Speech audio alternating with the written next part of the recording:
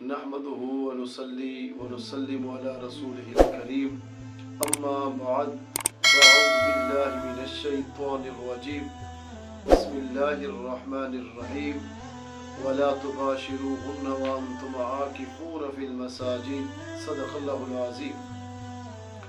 حضرات محترم، آج جو موضوع ہے ہمارا وہ اعتکاف کے اقسام بیان کرنے ہیں، کیونکہ اعتکاف کے 3 اقسام بیان کیے گئے۔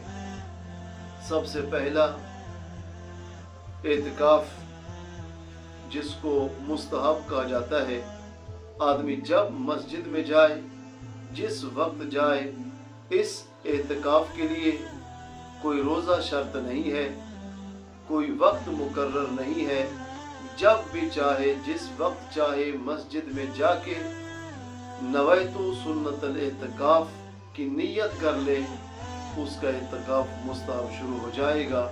جب چاہے مسجد سے باہر آ جائے، اس کا اعتکاف ختم ہو جائے گا۔ دوسری قسم ہے اعتکاف کی، اعتکاف واجب۔ آدمی کوئی منت مانتا ہے کہ اے اللہ مجھے کوئی بیٹا عطا کر دے، اے اللہ میرے کاروبار میں برکت ہو جائے، اے اللہ میں امتحان میں کامیاب ہو جاؤں۔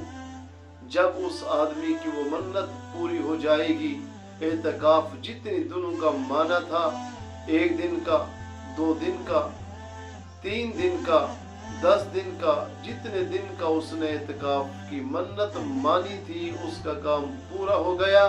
اس کے اوپر اعتکاف جو ہے وہ واجب ہو جائے گا۔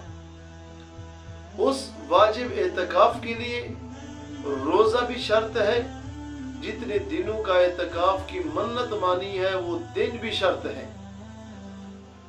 تیسری قسم جو ہے وہ سنت مؤکدہ ہے۔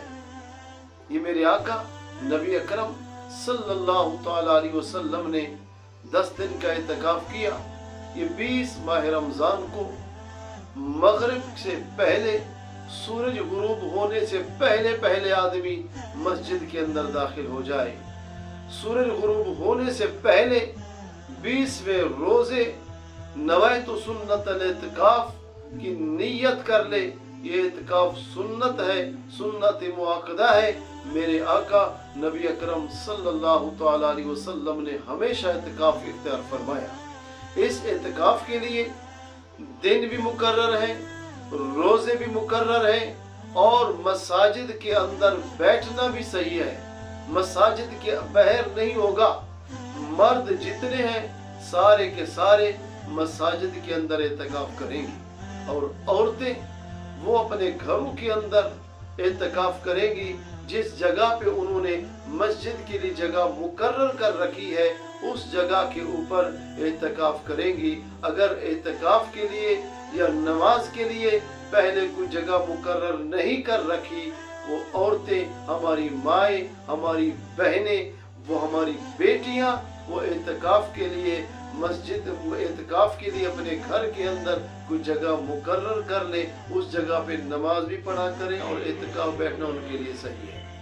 اور اس اعتکاف کے لیے، سنت مؤکدہ اعتکاف کے لیے جو فضیلت بیان کی گئی ہے، میرے آقا نبی اکرم صلی اللہ تعالی علیہ وسلم نے ارشاد فرمایا، جس نے اعتکاف کیا اللہ کی رضا کے لیے، اللہ کی خوشنودی کے لیے، اس کو رب کائنات 2 حج اور 2 عمروں کا ثواب عطا فرمائے گا۔ تو پیارے بھائیوں، میں دعا کرتا ہوں رب کائنات ہم سب کو اعتکاف کرنے کی توفیق عطا فرمائے، آمین۔ وما علینا الا البلاغ المبین۔